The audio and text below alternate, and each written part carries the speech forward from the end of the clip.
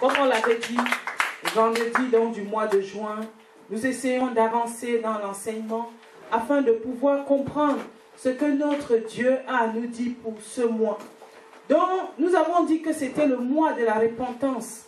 Répands-toi de tes mauvaises œuvres pour retourner au premier amour. Ce thème qui a été tiré donc de ce que Dieu nous a dit sur l'église d'Éphèse. Amen. Répands-toi, le mois de la repentance pour avoir part à l'arbre de la vie. Vous vous rendez compte? L'église d'Éphèse, cette église qui avait la foi, cette église qui faisait des œuvres magnifiques, Dieu vient lui dire, répands-toi, sinon je retire ton chandelier, sinon on ne va plus t'appeler église. Sinon vraiment, si on ne t'appelle plus église, tu n'auras plus part à l'arbre de la vie et tu auras vécu en vain dans la vie de foi. Tu auras fait toutes ces choses pour rien. Dieu nous dit, repentez-vous et revenez à moi, mon peuple. C'est le cri que Jésus-Christ lance à l'église globale. Donc, aujourd'hui, nous voulons reprendre encore en résumé ce grand thème que nous allons bien sûr continuer. Nous avons vu qu'est-ce que la repentance, n'est-ce pas? Oui. On ne pouvait pas comprendre ce thème sans aller, parce que si Dieu dit à l'église, répands-toi, ça signifie quoi? Reviens à moi, retourne à moi, quitte tes voies, quitte ta manière d'agir, quitte ta manière de faire église. Tu es dans la foi selon toi, mais je ne trouve plus la foi véritable selon moi. Reviens à moi.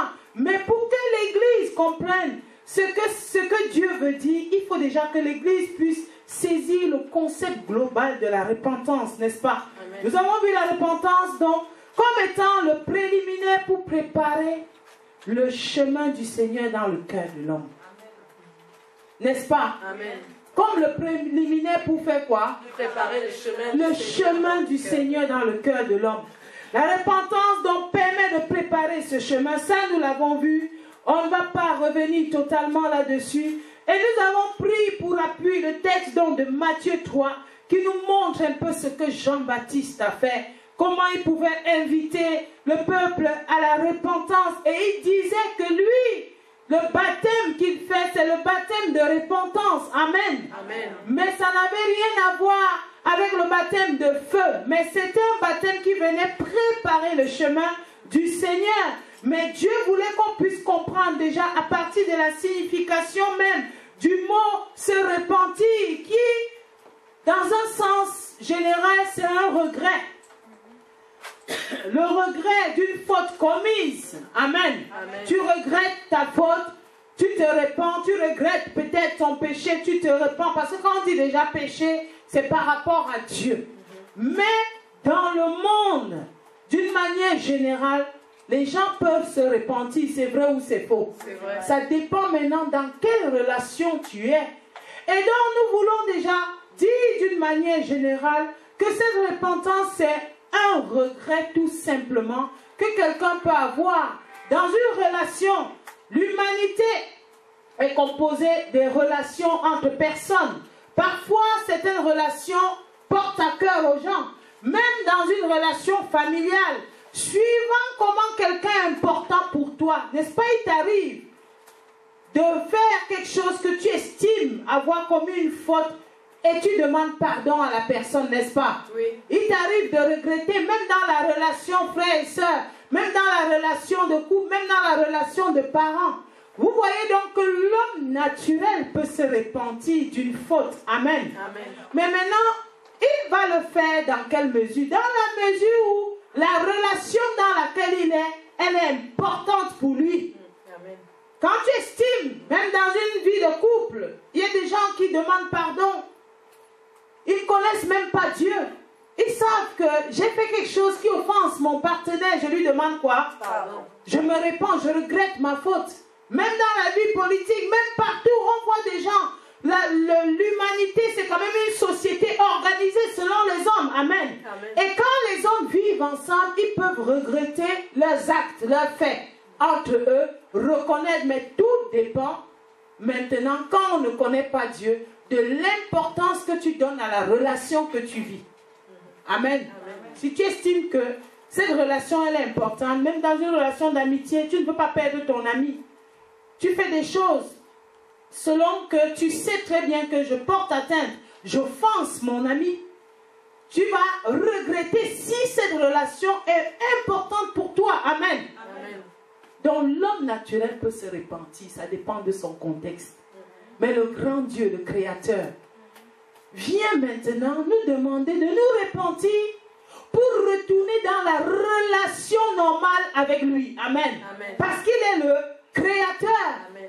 Et donc, si tu entends parler de Dieu, et ce Dieu devient important dans ton cœur, et tu veux vraiment vivre une vie relationnelle dans la paix avec lui, ton cœur va se repentir. Amen. Amen. Amen. Tu vas te repentir parce que si l'homme naturel peut se repentir par rapport à ce qu'il vit, il y a des gens qui vont se repentir, même ils savent que ce que j'ai fait n'est pas correct vis-à-vis de mon enfant, vis-à-vis de mon père, vis-à-vis de ma mère, vis-à-vis de mon ami, vis-à-vis de mon patron, vis-à-vis. Ils vont constamment regretter leur faute. Et il y en a même qui vont aller dire, je regrette vraiment, pardonne-moi. Et quand il dit, je regrette, en réalité, ça signifie qu'il a pris la décision que pour préserver votre relation, il ne va plus recommencer. Mais la repentance dans les rapports avec Dieu, ce n'est pas une faute seulement, c'est un état.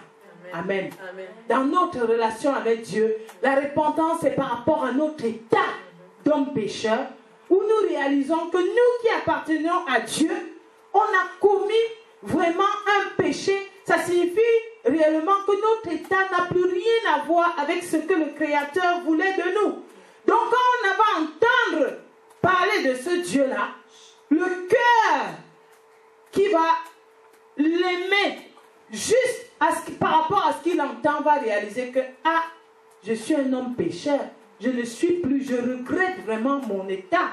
Mon Dieu, je regrette mon état. Et c'est de cette repentance-là qu'il s'agit dans la vie de foi. Amen. Amen. Il faut que ta relation, ton désir, le désir relationnel avec Dieu soit supérieur à tout.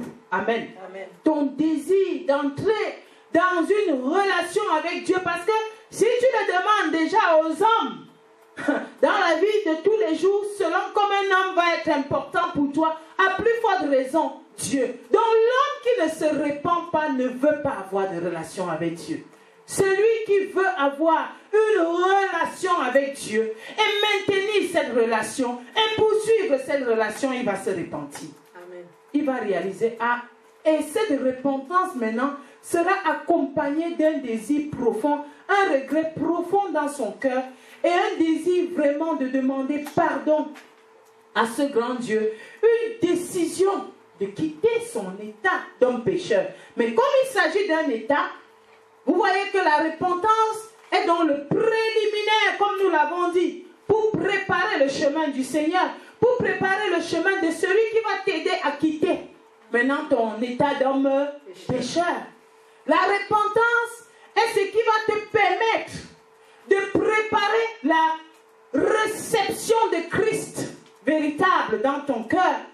Il pouvait dire, Jean-Baptiste, que je vous baptise pour vous amener à la repentance, c'est-à-dire pour que vous entrez dans l'eau, pour que vos cœurs réalisent que dans votre relation en tant qu'homme créé par Dieu, il n'y a plus de conformité avec Dieu, pour que ton cœur puisse regretter ta faute, ton état d'homme pécheur devant ce Dieu. C'est pourquoi je te baptise, je t'explique maintenant la parole, pour que ton cœur puisse réaliser et que ton cœur regrette et que ton cœur ait le désir maintenant de reconstruire cette vie avec Dieu. Mais maintenant, qui va le faire? C'est Dieu. Amen. Amen. Il va le faire dans ce cœur qui se répand. Et c'est pourquoi, par ailleurs, on va voir le baptême d'eau et le baptême du Saint-Esprit. Nous avons vu que la repentance, c'est une décision à prendre soi-même après écoute de la parole. Parce que c'est la parole qui va venir te dire. Comme j'ai pris l'exemple ici dans une relation, quand tu es avec un ami, ou avec un frère, ou avec une soeur, ou avec un parent, comment tu fais pour savoir que ce que j'ai fait lui a causé un tort? Je le ressens. C'est par rapport à quoi? Mon cœur. Non, par rapport à ce que tu sais de lui, selon votre relation. C'est qu'un jour, certainement, il t'a dit, je n'aime pas ça. Amen. Un jour, on t'a dit, c'est une parole, c'est vrai ou c'est faux. Parce que, comment tu fais pour savoir que ce que je fais ne plaît pas à telle personne et la personne, elle est importante pour moi? Parce que la personne l'a dit. Parce qu'un jour, dans votre base relationnelle, tu l'as entendu, tu le sais. Peut-être on te l'a dit, ou peut-être vous en êtes arrivé d'une manière ou d'une autre, tu as été informé. Maintenant, comment tu vas faire pour savoir que ton état ne plaît pas à Dieu? Il faut que tu écoutes quoi? La parole. Il faut qu'on te plonge dans la parole pour t'amener maintenant à la repentance. C'est pourquoi Jean-Baptiste pouvait le dire. Mais c'est aussi, quand tu écoutes la parole, c'est une décision à prendre soi-même. Pierre pouvait dire, repentez-vous et soyez donc baptisés au nom de qui? De Jésus-Christ. Là maintenant, ça signifie que tu as entendu, ton cœur a réalisé, tu te repens. Maintenant, quand tu entres dans cette parole, c'est pour que la relation que tu auras avec Dieu soit façonnée conformément à quoi? À sa parole. Qu'il ne se fâche plus de toi. Que vraiment tu quittes maintenant dans cette manière d'être qui est un état d'homme pécheur qui ne plaît plus à Dieu. La repentance est une décision donc que nous prenons nous-mêmes, comme nous l'avons vu. Et chacun de nous a compris que quand tu écoutes la parole, tu dois pouvoir te repentir. Quand tu écoutes la parole, tu dois pouvoir réaliser. Nous avons aussi vu le fonctionnement du cœur et l'importance de la repentance. Nous avons vu que le cœur exprime des sentiments. Amen. Amen. Nous avons pris des exemples. Un cœur qui est troublé et qui entend parler de la paix. Comment maintenant là ce cœur-là va faire? Ce cœur va désirer entrer dans un état de quoi? De paix. Et ce cœur-là va pouvoir maintenant se repentir de son état. Et va forcément, vous voyez que la repentance va te permettre de te soumettre totalement à l'idéal que tu poursuis, qui est la vie avec qui? Avec Dieu. Sans la repentance, tu vas te soumettre à quoi? Regardez comment les gens viennent à l'église. Ils viennent aujourd'hui, ils viennent s'asseoir pour écouter et pour chercher des choses. Ils ne viennent pas pour se repentir et pouvoir entrer réellement dans une vie de foi. Donc, normalement, la repentance, c'est le préliminaire sans lequel, si tu ne te réponds pas sincèrement de ton état, ça va être difficile d'entrer dans la vie de foi véritable. Parce que la vie de foi, c'est le chemin du Seigneur qui prend place dans ton cœur. Amen. Amen. Pour t'amener, parce qu'il est le chemin, la vérité et la vie. C'est lui qui va t'amener maintenant devant le Père. Nous avons aussi vu que les voies de Dieu diffèrent des voies de l'homme. Nous avons vu aussi que la vie avec Dieu diffère de la vie de l'homme naturel pécheur. Donc en réalité, tu dois te repentir d'un état. Amen. Amen. Dieu dit d'ailleurs dans Ézéchiel 18, nous n'avons pas eu le temps d'aborder, ce qu'il veut. C'est pas que le méchant meure, mais qu'il fasse quoi? Qu'il se répande. Oui, qu'il quitte ses voies. Il change de voie. Donc Dieu est venu dans l'humanité pour que l'homme change de voie. Pour que l'homme qui marche selon les voies naturelles de l'homme, qui vont finir bien sûr dans le feu de la géhenne, il faut le dire, change ses voies et retourne à Dieu en acceptant dès maintenant, durant son existence sur la terre, de retourner à Dieu. Eh bien, comment tu vas faire pour retourner à Dieu? Tout commence par la parole. Amen. Amen. Comment tu vas faire? Si tu acceptes maintenant que, je veux bien retourner à Dieu, ne compte pas le nombre de tes péchés. Entre dans la soumission selon la parole. Amen. Amen. Sinon, tu vas encore toi-même pratiquer sur toi-même la loi. Que comment je vais faire? Me voici. Je fais ci, je fais ça, comment je vais arrêter ça? Je sais que je fais ça, ça ne plaît pas à Dieu. Non, on ne réfléchit pas comme ça. On dit, c'est tout ton état qui ne plaît pas à Dieu. Est-ce que tu connais ce que tu ne fais pas visiblement qui ne plaît pas à Dieu? Donc c'est tout un état, c'est tout un ensemble. Donc, si cet ensemble, tu en es convaincu que ce n'est pas de Dieu, accepte maintenant, comme Jésus-Christ disait, à l'homme, c'est impossible, mais à Dieu, tout est possible. C'est Dieu maintenant qui va rendre ça possible. Quand toi, tu vas te soumettre à sa parole, tu vas faire comme il dit, tu vas écouter sa parole. Nous avons vu que Jésus-Christ aussi a appelé à la repentance pour entrer dans le royaume des cieux, qui était lui-même. C'est lui qui a apporté la dimension du royaume. Nous avons vu qu'il y a une grande joie dans le ciel pour un cœur qui se répand, n'est-ce pas? Dans Luc 15. Nous avons vu que la repentance, donc, qui est cette décision à prendre soi-même, comme au temps où Pierre pouvait parler donc aux gens, il a annoncé Christ, mort et ressuscité. Les gens donc dans Acte 2, du verset 37 au verset 41, ils ont dit, hommes frères, que devons-nous faire? Ils ont entendu. En fait, pour se repentir, il faut qu'on te présente Christ. Amen. On te présente Christ, Fils de Dieu. Amen.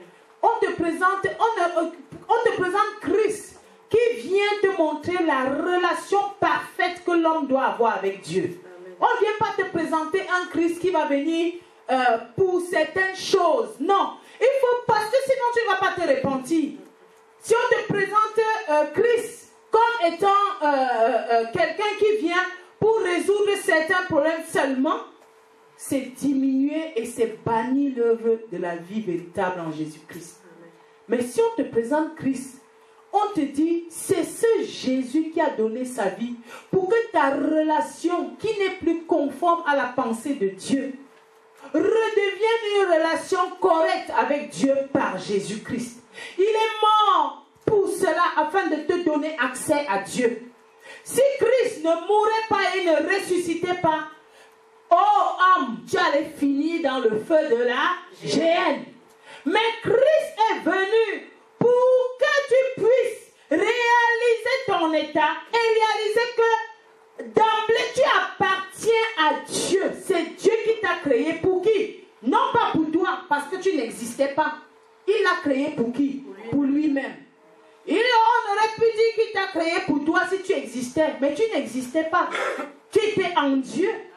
Mais il t'a créé pour que tu existes selon lui. Et maintenant, tu n'existes plus selon lui parce que tu as péché. Tu as pris une autre parole, ça t'a rendu comme tu es. Voilà Christ maintenant, qui est le Fils de Dieu, qui est venu payer le prix pour ton péché. Donc, quand tu acceptes Christ, tu acceptes que le chemin de Dieu se crée en toi, tu es pardonné et il va te ramener à Dieu. Amen. Donc Christ est mort, il est ressuscité, il est l'agneau de Dieu, il a payé pour tes péchés. Tu es manipulé par le diable dans le monde. Tu es manipulé par l'esprit de ce monde. L'esprit de ce monde va passer, c'est des choses éphémères. Fais un tour. Va voir là où on a enterré les gens. Ces gens-là qui sont morts, s'ils n'ont pas Christ, ils vont finir le jour où on va les réveiller, ils vont aller dans le feu de la géhenne. Mais ceux qui sont partis dans la foi, on ne dit même pas qu'ils sont morts, ils sont partis. Ils attendent simplement parce que Dieu veut que nous tous nous retournons à qui?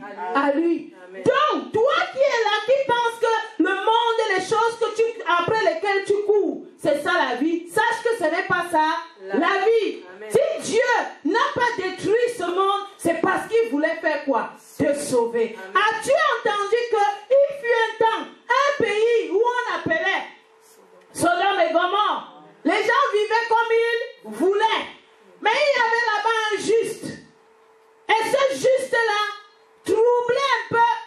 L'Esprit de Dieu était toujours passé à cause du juste. Dieu voulait aller détruire. Mais Abraham a intercédé l'homme de foi pour dire non. Nous savons que tu vas détruire tout ce qui n'est pas conforme à toi. Mais nous savons aussi que tu es venu sauver le juste. Amen. Amen. Tu es venu nous justifier. Permets que l'homme de foi sorte, que le juste sorte, pour venir et continuer sa vie avec toi avant de détruire. Dieu a détruit Sodome et Gomorrhe, il a sorti le juste et toute sa famille. Et quand on te sort, c'est pour que tu prennes un chemin. Amen. Amen. Pour que tu prennes, quand on te sort des ténèbres, c'est pour que tu prennes un chemin. Avec Sodome et Gomorrhe, on voit la finalité de ce monde. Ça sera détruit. Amen. Amen. Ça sera comment? Détruit dans le feu de la géhenne. Maintenant, c'est maintenant que par la foi, nous sortons de cette destruction. Colossiens dit que Jésus-Christ est venu nous transporter des ténèbres vers quoi? Le royaume de lumière. C'est maintenant que tu dis oui de tout ton cœur pour sortir. Et quand tu sors, tu prends la décision de marcher par la foi. Quand ils sont sortis, il y ses enfants et même les femmes donc de ses enfants. Amen. Amen. Et même sa propre femme. Ils sont tous sortis, c'est ça. Mais en route maintenant, il fallait qu'ils suivent ce que Dieu va dire. Parce que si tu entres dans la vie de foi, c'est pour suivre. Amen. Amen. Si tu entres dans la vie de foi, c'est pour faire quoi? C'est pour suivre. Si tu entres dans la vie de foi, tu ne suis pas. Ce qui est arrivé à la femme de Lot, on lui avait dit, on leur a dit, partez, ne regardez pas où? En arrière. Elle s'est tournée, elle est devenue quoi? Une statue de sel. Elle est restée là. C'était fini pour elle. Mais où est-ce que son âme va finir? Dans le feu de la géhenne. Parce que quand on dit enfer, ça fait loin. Il faut dire feu de la géhenne. Le feu de l'étang. Parce qu'elle n'a pas suivi. Quand tu te répands, tu es là. Quand on le dit maintenant, nous on a l'impression que c'est lointain. Amen. C'est pas lointain. Et comment tu peux faire dans ta vie? Tu fais comme la femme de l'autre sans t'en rendre compte. C'est-à-dire, tu décides, je viens à l'église. Après, je me tourne, je pars encore où? Faire ces choses-là que moi-même, je sais que ça ne va pas. Attention, tu risques de devenir quoi?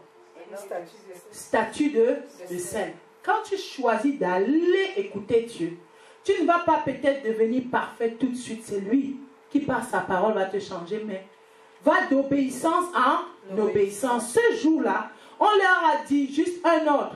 Partez, ne regardez pas où. C'est tout. On ne lui a pas dit que arrête, ne fouille pas ton sac pour manger tout ce que tu ramasses. Ne prends pas ça. Non, non. On lui a juste dit ne regarde pas où. En arrière. Donc, quand tu commences avec Dieu, il va, comme on vient de l'entendre tout à l'heure, il va aussi t'amener d'obéissance en obéissance. Et le premier jour, il te dit quoi? Viens au moins écouter quoi? La parole. Ne commence pas par dire que qu'est-ce que je vais faire du toit? Comment le... Non! Fais ce qu'il a dit à l'instant où il le dit. Quand ça arrivera, il te donnera aussi la prescription qui suit. Parce que tu vas grandir comme un enfant. Et c'est très important. Donc nous avons vu ça. Que parce qu'on présente Christ, le Christ qu'on présente va permettre maintenant à celui qui entend de réaliser et de se repentir, de demander mais que pouvons-nous faire? On entend ça. Donc Dieu avait une relation avec nous et que c'est cette relation qui vient encore mettre en place avec Jésus-Christ. Mais qu'est-ce que je dois faire? Et on va te dire, répands-toi et sois baptisé au nom de Jésus-Christ. Et tu recevras aussi le baptême du Saint-Esprit. Mais pourquoi? Pourquoi cette repentance? On a vu que dans le discours de Pierre, il ne parle que de Jésus-Christ. Aujourd'hui, est-ce qu'on peut encore dire de ce que nous voyons et que nous entendons des enseignements dans l'Église globale? Est-ce que Christ, qui va permettre au cœur de l'homme de se repentir, est présenté? Chacun doit se poser cette question dans sa maison. Amen. Entre toi-même dans ta maison. Nous, on ne critique personne. Pour nous, avant que Dieu ne nous enseigne dans cette saison de la foi pure, nous-mêmes, on ne savait pas que Christ n'était pas présenté. C'est quand il nous a enseigné que les écailles sont tombées, on a réalisé que Christ n'était pas présenté. À qui? À nous-mêmes. Maintenant, c'est l'exercice que chacun qui aime Dieu doit se demander que est-ce que Christ est présenté à mon cœur comme étant le Fils de Dieu pour le salut de mon âme? Ou je reçois quel Christ? Je reçois un Christ qui est Superman, qui vient avec des plateaux, des objets dessus pour la restauration de ma vie sur la terre. Christ est venu pour un royaume. Amen. Amen. Le royaume des cieux. Amen. Christ est venu pourquoi? Pour le royaume des cieux. Si ce n'était pas pour le royaume des cieux, il ne serait pas parti du ciel pour venir. Dieu allait simplement sur la terre chercher quelqu'un du royaume de la terre. Amen. Amen. Et lui dit que fabrique les vies des gens sur la terre. Il est parti d'un royaume pour venir nous chercher, nous ramener dans ce royaume. C'est très capital à comprendre.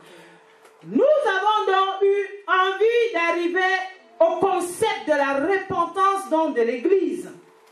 Nous avons vu que la repentance peut porter sur un aspect du péché. N'est-ce pas? Oui. L'Église doit se repentir, mais de quoi? On a vu que quand les apôtres sont partis, lorsque Philippe était allé en Samarie, il a apporté dans la parole, plusieurs personnes se sont données. Les apôtres donc sont partis là-bas pour voir, parce que la grâce d'un apôtre permet tout de suite de détecter vraiment les cœurs qui ne sont pas à Dieu. Amen. Amen. C'est ainsi que Dieu a fait les choses. Non pas pour dire que celui de Philippe n'était pas correct, bien au contraire, il a pu gagner toute la Samarie. Amen. Amen. Ils arrivent là-bas, ils trouvent donc quelqu'un qui était à côté donc de Philippe, Simon le magicien, bref, qui à l'époque faisait des actions et qui prétendait avoir accepté le Seigneur. Il vient vers eux, les apôtres viennent maintenant, ils prient par imposition des mains pour que les gens reçoivent le Saint-Esprit. Simon maintenant voit ça, il est ébloui et il demande comment est-ce qu'il devait faire pour permettre aussi que quand il impose les mains aux gens, ils reçoivent quoi? Le Saint-Esprit. On voit déjà, et Pierre lui a répondu.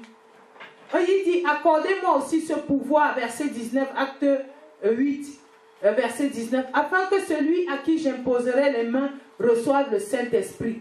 Il leur offrit de l'argent pour ça, que prenez de l'argent et donnez-moi aussi le pouvoir. Pierre a dit, que ton argent périsse avec toi. Amen. Amen. Puisque tu as cru que le don de Dieu s'acquérait à prix d'argent. Il n'y a pour toi ni pain ni l'eau dans cette affaire, car ton cœur n'est pas droit devant Dieu. Répands-toi. Répands-toi donc de ta méchanceté. Regardez comment on appelle quelqu'un qui vient, qui veut recevoir un pouvoir à prix d'argent. On dit de lui qu'il est comment? C'est simplement, et est-ce que dans Babylone, les gens négocient les pouvoirs à prix d'argent? En réalité, parce que c'est simplement un Babylonien. Son esprit est encore comment? Babylonien. Il réfléchit de la manière de Babylone. Parce que c'est comme ça que ça fonctionne dans le monde. C'est vrai ou c'est faux?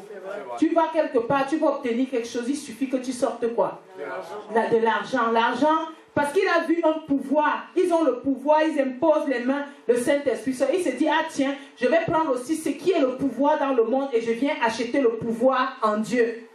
Donc c'est quelqu'un qui était dans l'église et qui réfléchissait encore dans les négociations comme Babylone, qui a un esprit vraiment de convoitise de Satan, qui a un esprit de concurrence, qui veut donner l'argent pour recevoir. Et regardez maintenant comment il y a beaucoup de Simons comme ça dans l'église. Est-ce qu'on comprend? Les Simons sont comme ça pleins. Et les pasteurs eux-mêmes entretiennent les Simons. Les pasteurs eux-mêmes sont des Simons papes. Et il y a beaucoup d'autres Simons qui arrivent dans l'église. Et ils savent que pour peu que je vais me tenir calmement, est-ce qu'on comprend? On va finir par me donner une promotion. Il regarde le pasteur. Il dit, il lui offre. Qu'est-ce que tu fais? Oh, je suis dans le commerce. Tu vends quoi? Ah, pasteur, selon Dieu, je vends ce qui me permet de vendre. Demain, il vient, il offre la montre. Le pasteur dit, ce frère-là, il aime Jésus. Dans la saison de la foi, puis nous, on refuse les cadeaux. Amen. Amen. Amen. C'est pour cela. C'est pour cela. Et je bénis Dieu. Tous les gens qui ne supportent pas quand on le dit, je le dis encore. Nous, on refuse quoi? Les cadeaux. Amen. Comme Pierre. Amen. Amen. Pierre a pris l'argent ici? Non. Pasteur, voilà la montre et tout. Parce que, et du coup, avec la montre, tu achètes une position dans le cœur de qui? Du pasteur. Et demain, il ne peut pas te dire que tu n'as pas de part dans l'œuvre de Christ. Ton cœur est méchant. Va te repentir, quitte ta méchanceté. Ton esprit vit dans la concurrence et la promotion et l'élévation de toi-même. Et ça se passe dans l'église. Qu'est-ce que Pierre lui a dit? Répands-toi. Maintenant, on a compris la repentance d'une manière globale, mais maintenant, on veut entrer dans la repentance d'une personne église. Tu peux être là. Tu n'as pas l'esprit d'adoption qui crie à bas père, l'esprit de Christ, qui est opposé à l'esprit du monde. Qu'est-ce que l'esprit du monde? Voilà quelqu'un qui réfléchit selon l'esprit de quoi? Du monde. L'esprit du monde, c'est un esprit où qu'on est. Amen. Et ce qu'on fait. Amen. On est important par rapport à certains pouvoirs qu'on peut donner. L'homme, dans toutes les relations, cherche des intérêts terrestres éphémères. Ça, c'est l'esprit de quoi? Du monde. Et peut-être, quand tu as cet esprit-là, si tu arrives, surtout dans la saison de la foi pure, tu vas être attrapé dans les filets de l'apôtre. Amen. Amen. Et tu vas te pendre au nom de Jésus. Amen. Comme Judas. Amen. Amen. L'esprit du monde aime quand on te traite avec beaucoup on prend soin à ton esprit et à ta manière de réfléchir. Selon quoi le monde, il faut que tu tombes devant les pieds. Amen. Amen. Pour qu'ils te disent que anathème, que va, cet argent-là, tu n'as pas de part dans l'œuvre de Christ. Amen. Amen. Ta manière de voir, tu as encore une conception dans ta manière de voir, ta vie est dans Sodome et Gomorrhe. Ta vie, si tu ne te répands pas, ta vie est dans Sodome et Gomorrhe. C'est là-bas que tu vas finir, au nom de Jésus. Et c'est un évangile pur. Amen. Que beaucoup de gens n'aiment plus. Amen. Amen. Mais c'est l'évangile d'amour. Parce que Dieu dit cela pour qu'on retourne à lui de tout cœur.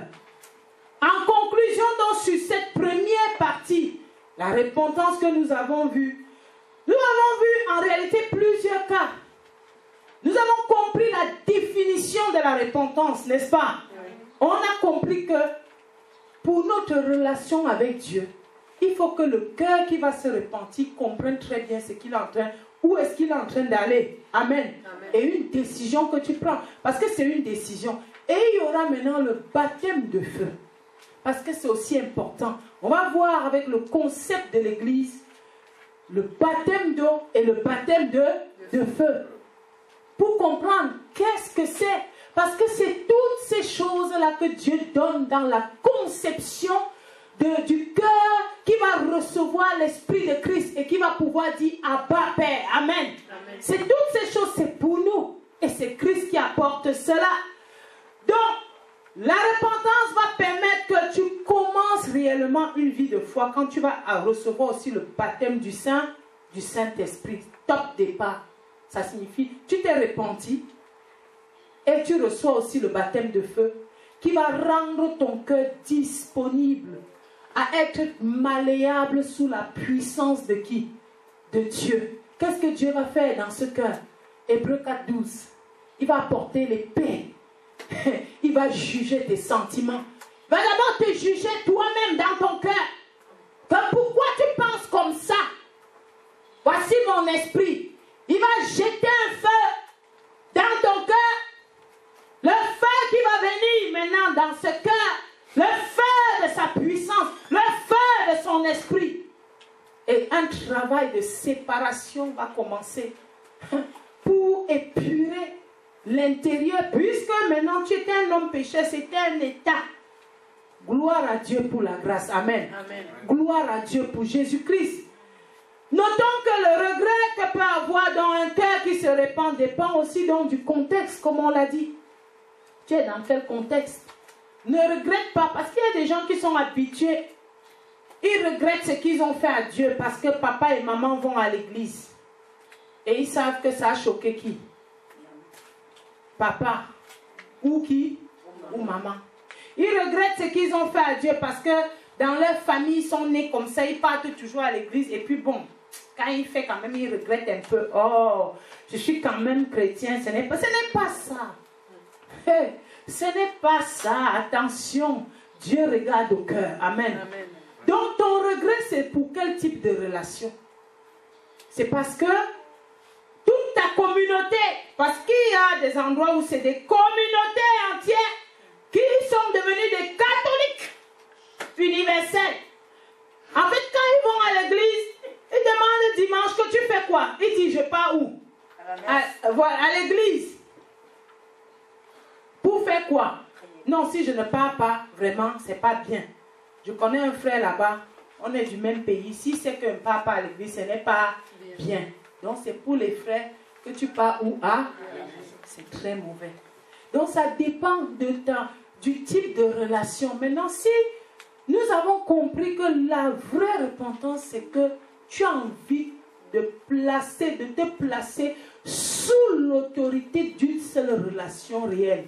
Dieu le Père de notre Seigneur qui Jésus-Christ. Tu as envie de retourner à lui. Quand tu fais n'importe quoi, c'est par rapport à lui. Quand bien même tu dors, tu respires, tu sors, tu marches en route, tu es offensé, tu es content, tu penses à lui. Tu dis, ce Dieu-là qui m'avait créé, je veux retourner dans une relation correcte avec lui. Amen. Donc le contexte qui nous concerne, c'est le contexte de Dieu. C'est lui qui est celui-là qui vient te permettre de réellement entrer maintenant dans la vie de foi pour reprendre une relation correcte avec lui. Mais pour cela, tu dois te repentir. Donc, dans la grande relation que l'homme qui se répand va donc entreprendre avec Dieu, l'eau et l'esprit vont conjointement permettre de le façonner. Amen. Amen. L'eau et l'esprit vont permettre de faire quoi? De le façonner. La repentance pour un homme pécheur qui veut aller vers Dieu, c'est en réalité une prise de conscience de son état. Tu es éloigné de Dieu. Et cette prise de conscience doit provoquer chez lui, chez celui qui se répand, un regret profond de son état et un désir de retourner à Dieu dans une relation de soumission totale et d'obéissance. Parce que quand tu dis à quelqu'un même que tu vois que, oh, excuse-moi, j'étais offensé, je me répands vraiment de ce que j'ai fait qui ne t'a pas plu. Comme tu le vois, comme il est là, tu ne vas plus recommencer devant lui. Mais derrière, oui. Mais quand c'est Dieu, comme tu ne le vois pas, tu rentres et tu commences à dire que, mais est-ce que c'est même ça? C'est le diable. Amen. Amen. Nous devons vivre avec Dieu comme le voyant tous les jours. Dans sa parole.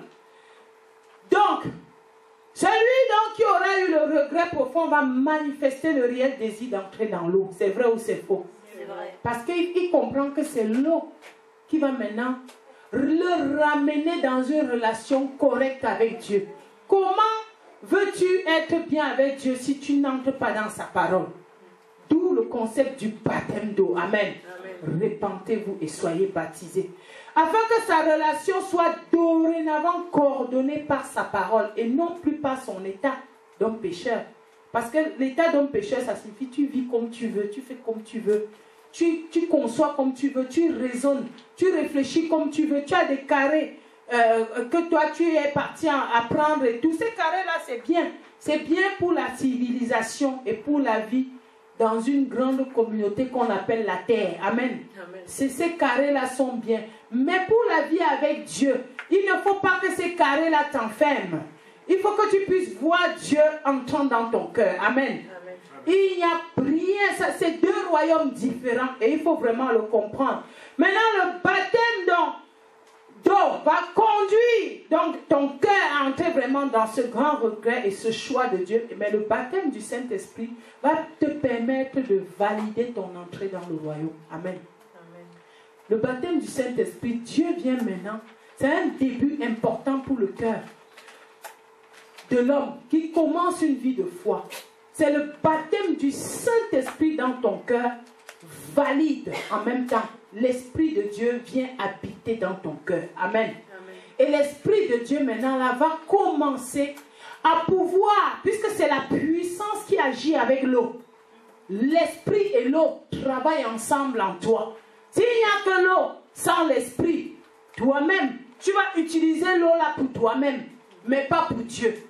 Il faut l'eau et son esprit. Amen. Amen. Pour que tu l'utilises maintenant, pas pour retourner à Dieu, pour suivre son chemin, pour que tu marches selon l'esprit. Ceux qui marchent selon l'esprit de Dieu sont fils de Dieu. Amen. Amen.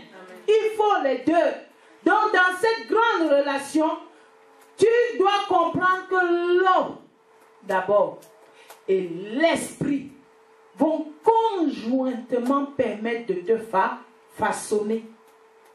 L'évolution dans le royaume de Dieu que tu vas découvrir, où tu as choisi de te soumettre totalement et d'obéir, il va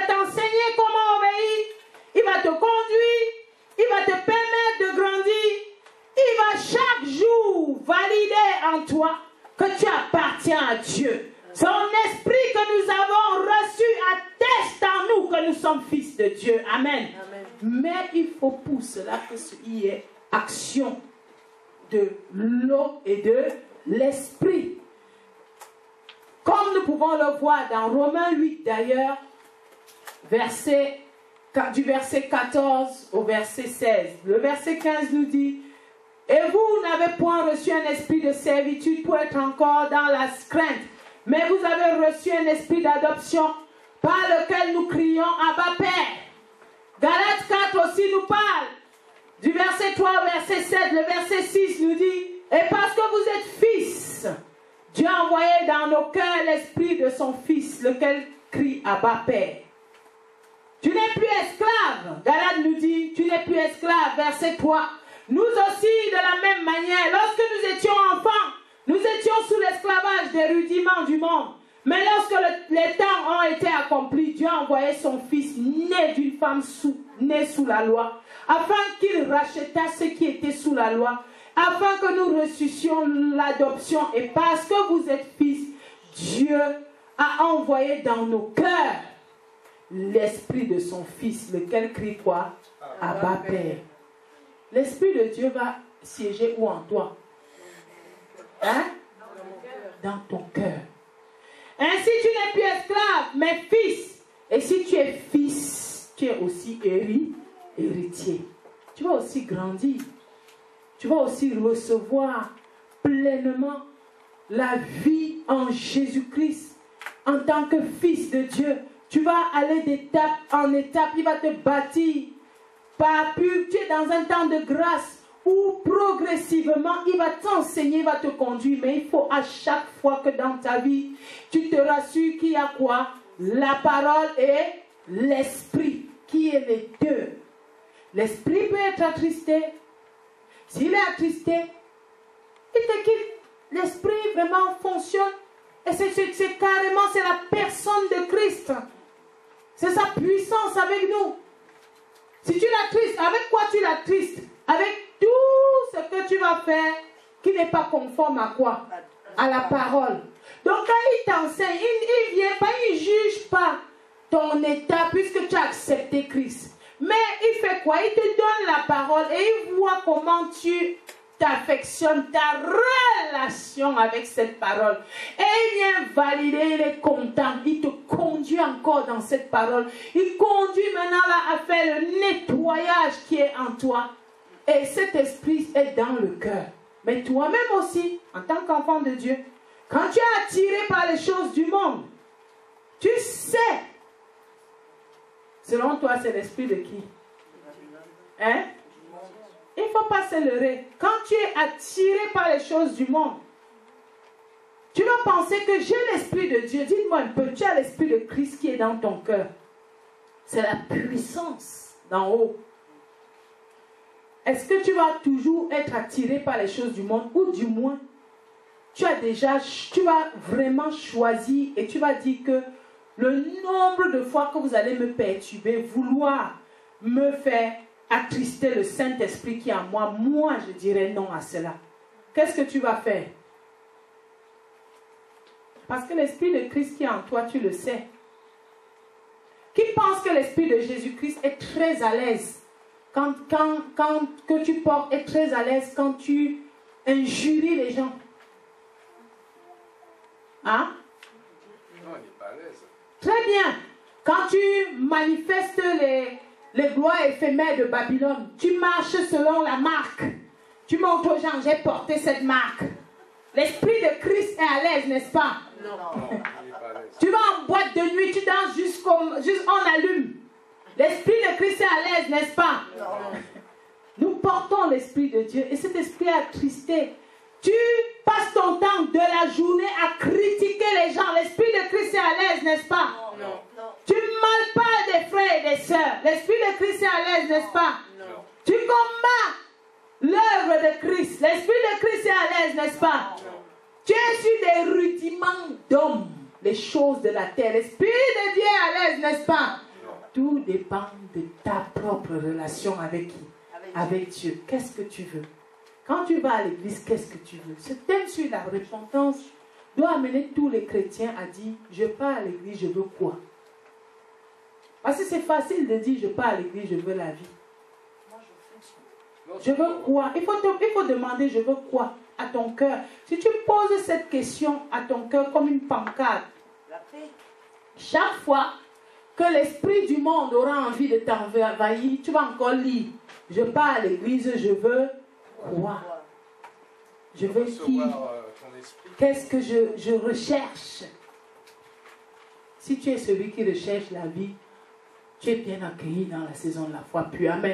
Amen. Mais si tu viens dans la saison de la foi pure, tu recherches autre chose. Ah, bah, Je crois qu'en sortant de là, tu auras envie de tuer tout le monde. Amen. Si tu as envie de gagner à l'autre. Parce que tu vas t'en aller, tu ne peux pas être à l'aise. Amen. Amen. Mais ceux qui cherchent la vie, ceux qui veulent les paroles de la vie, seront à l'aise. Amen. Ceux qui ne veulent pas la vie, Ils ne seront pas à l'aise. ils ne seront pas à l'aise. Ils auront l'impression qu'on les agresse. C'est l'esprit de Christ. Amen. Amen. Qui agresse l'esprit du monde. Va au moins dans le monde pour l'exprimer. Ne viens pas là où il y a l'esprit de Dieu. Amen. Amen. On va s'arrêter là.